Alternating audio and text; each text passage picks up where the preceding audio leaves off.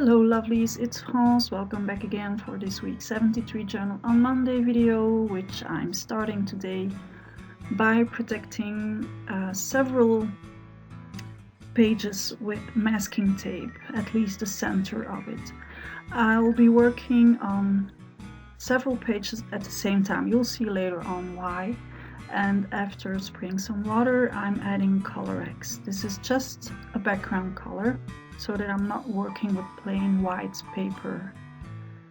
For all the details about the colors that I'm using, please check out my blog and you'll find a complete list of ingredients there. Adding some more Color X to it, so that it's not plain gray. And then I'm colorizing the left side of the previous double page. And though this might seem complicated, why I'm leaving a white one and colorizing another one, you'll see that once I start weaving, which is what I want to do today, this will all become crystal clear. And then doing the right side of the following double spread. Again, adding the same colors over the water. So once everything is completely dried, I'm adding just some strips of an old book page on the center spread, the one in the middle, gluing it down with decoupage glue, and I have to make sure it will stay in place. Now the colorizing that I've been doing, you could do the same with any water-soluble ink or even acrylic paint or coffee or tea, whatever you have at hand.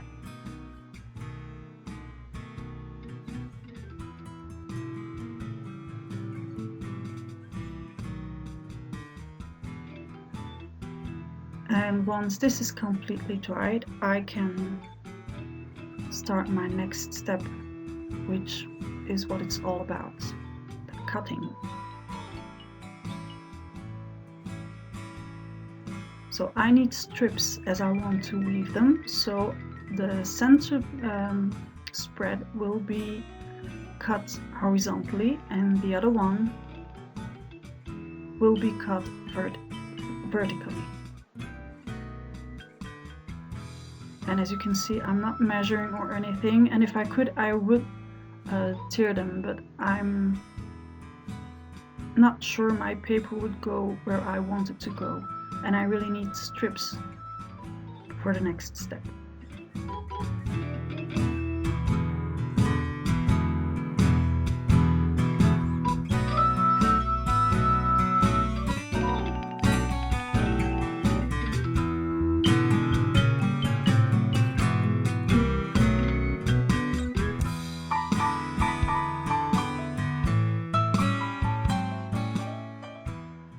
Now that I have all my strips, I can start weaving. So it's one over, one under, one over, one under, all the way around.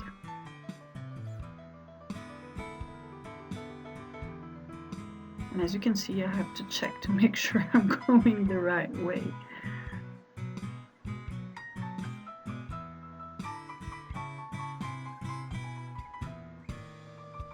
Once you get the hang of it, it starts to be easier.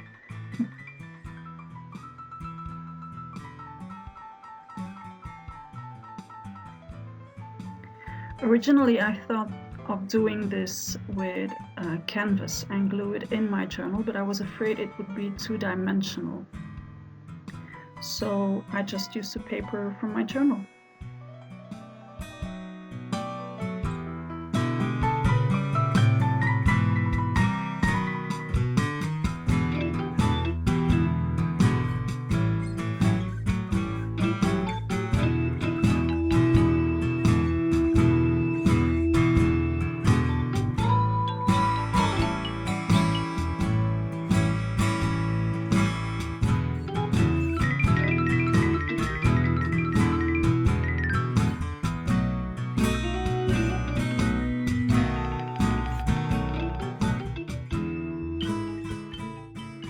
uncut, otherwise I would only have strips of papers instead of a stripped page, if this makes any sense at all.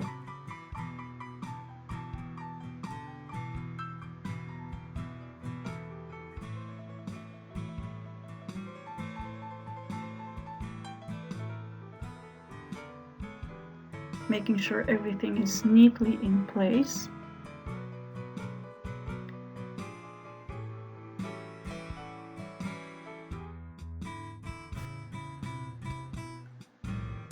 And I'm only distressing the first strip that will stay on top of everything. And then I'm gluing everything together. So first strip, and then all the strip ends.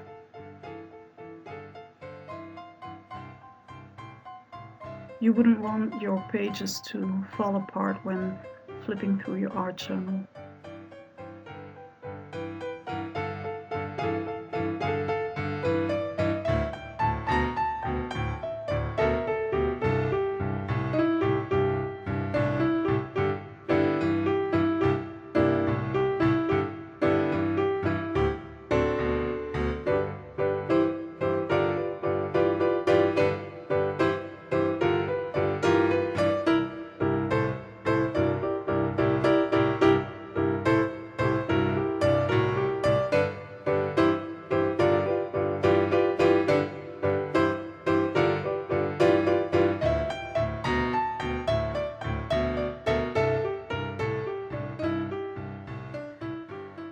And then trimming the masking tape so that it fits neatly in my book.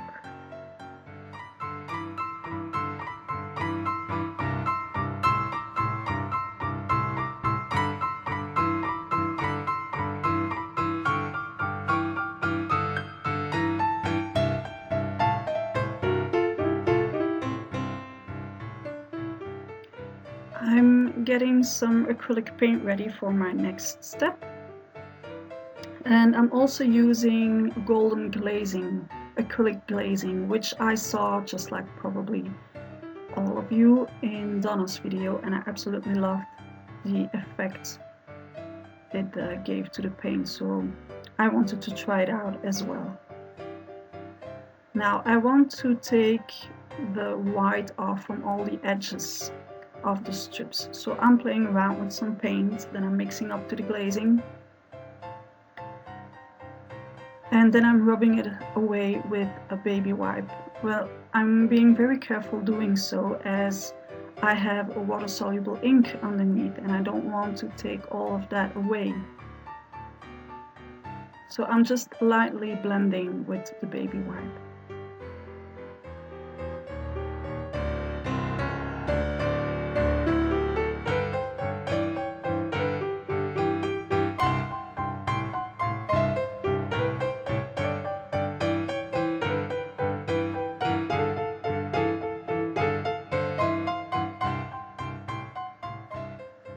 So this video took about an hour and a half to tape, and the end result is a 17-minute video.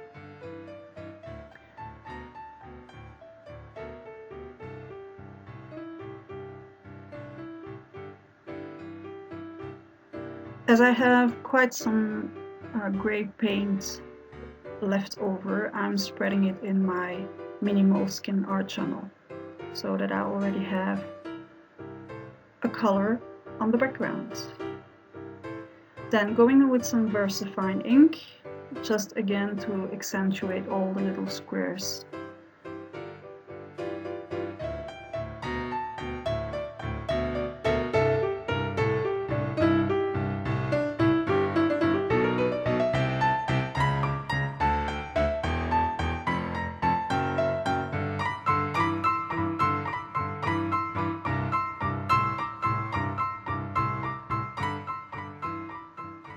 And then doing the same with some black archival ink, as I really want the edges to be marked with black.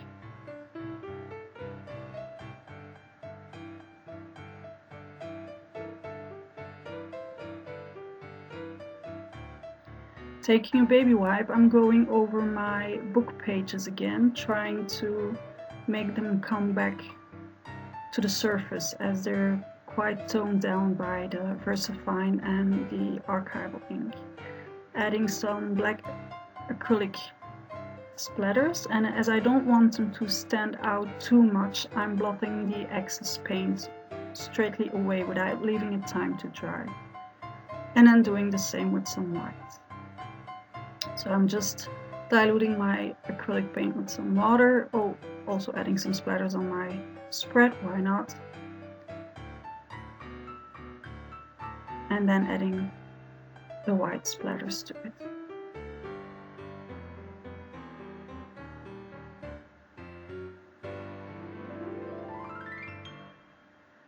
This is Rock Candy Distress Crackle Paint. And I'm not applying it everywhere, just roughly here and there to add some more accents and some more texture.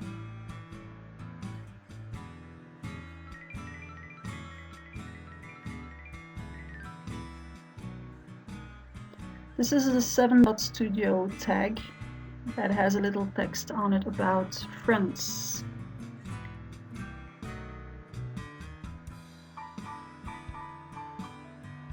Then I'm going in with some distress stain as I wanted to accentuate the crackles in the distress crackle paint. And again, I'm using a wet baby wipe to blend it and to take the excess off. I only want the crackles to be accentuated. Adding some sewing where I can as I'm working in a journal.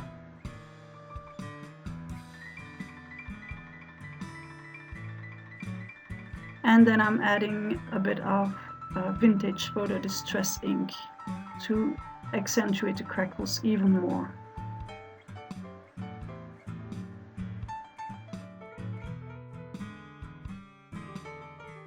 Excess ink. Now this is a Stampatique stamp that I prepared for another project and then didn't use, so I'm using it for this one.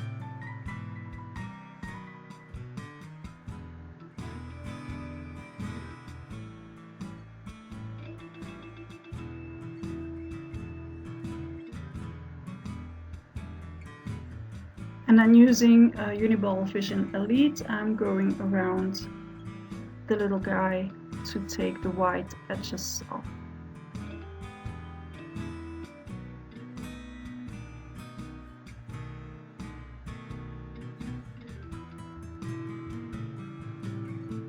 And while I'm at it, I can add some journaling on my tag.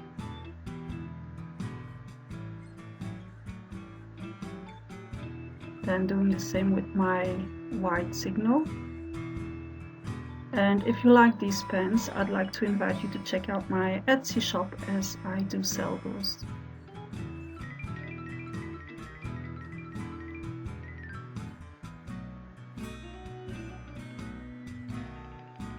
Securing everything in my journal using the mini attacher and some glue.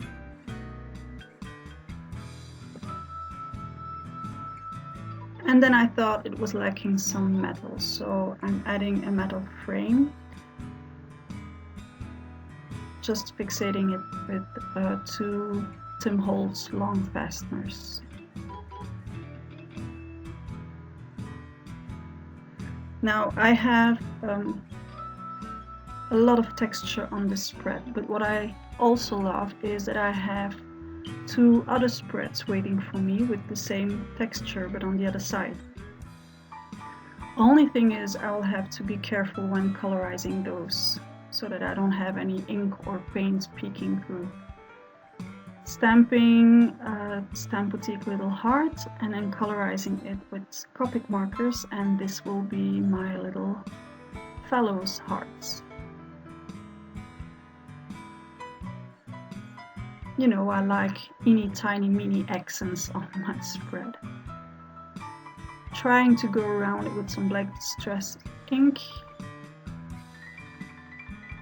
And it's so small I need a pincet to place it correctly.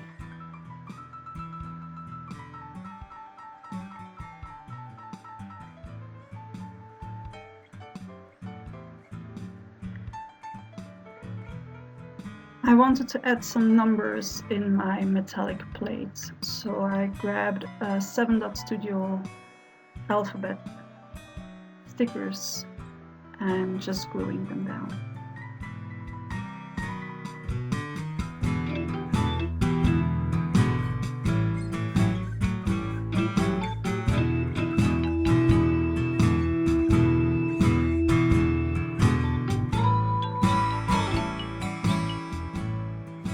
Then adding some red washi tape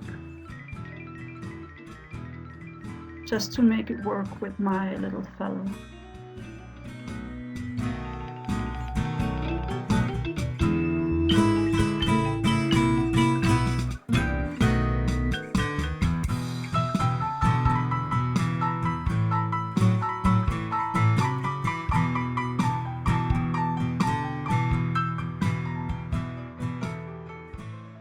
And then of course I changed my mind. I wanted to add even more texture underneath the metallic plate. So this is a plaster strip that I had laying around on my table from another project, and I'm just gluing it down and then placing the metallic frame back on top of it.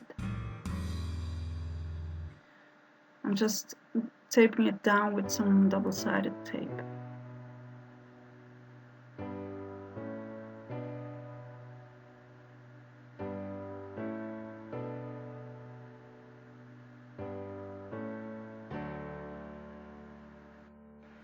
That's it for today.